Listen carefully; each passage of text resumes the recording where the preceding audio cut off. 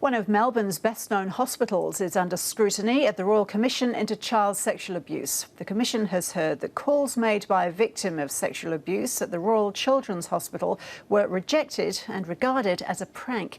Here's reporter Anne Barker with more. Anne, tell us a little bit more about this victim's evidence.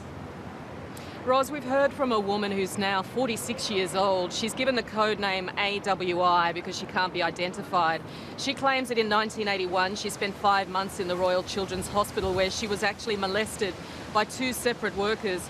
She was there for being treated for asthma and claims that she was molested first by a volunteer worker who was around 50 at the time, and another youth worker when she was transferred to another ward who apparently digitally raped her in a cupboard. Now, she's talked about the impact this has had not only on her life, the fact that she's had many episodes where she was suicidal, she's suffered serious depression over the years, that it still haunts her, she still has nightmares, and it's affected her relationships very deeply with her family, her parents, and it's stopped her from having intimate relationships with men. But more importantly, she's talked about the problems she had in reporting this abuse. She claims that in about 1985, when she was 16, she finally plucked up the courage to ring the Royal Children's Hospital and spoke to a woman who answered the phone and tried to start telling her what had happened to her a few years earlier, that this woman was very rude and very cold to her, and she lost confidence, so she hung up. But only a few minutes later, this woman in fact rang her back on the number she'd called from and said, "Don't you know about caller ID? It's illegal to make calls like this, you're wasting our time."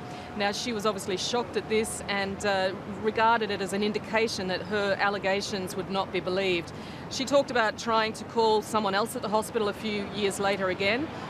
And finally, in 1997, she emailed the then CEO of the hospital, John DeCampo, but she did have an email back from the hospital management at that time, but she never had a call, she never had a conversation with the hospital, and she never heard, in fact, what was the outcome of any investigation if it had happened. It was only another 5 years later again, in 2002, more than 20 years after the abuse, that she went to Victoria Police and found that, in fact, the man behind the allegations, Harry Puchel, was one of the men who'd abused her in the hospital.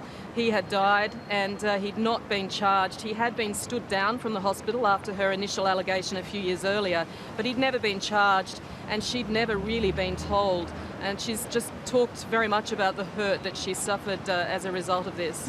And has the hospital itself responded today, Anne?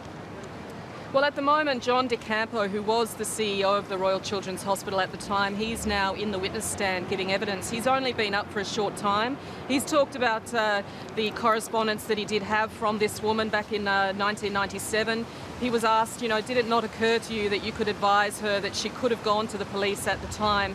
He said no, because in fact he went to the police. He did report the issue to the police at the time. He told of how he did terminate the employment of Harry Puchel, the man, one of the 2 men that abused the woman, AWI, but that he agrees that he was never charged, and in fact he never put the allegations to him himself. And briefly, who else is due to give evidence today, Anne? Well, in fact, there's only one more witness listed for the hearing, which could well finish today. We're likely to hear more questioning of John DeCampo himself about the practices in place at the Children's Hospital back in the 80s and 90s and why, perhaps, or what more could have been done to help this woman.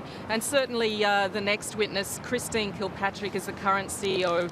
No doubt she'll be talking about what practices are in place now, whether the hospital has improved on its support services for people in this woman's situation, and whether something like this could in fact happen again.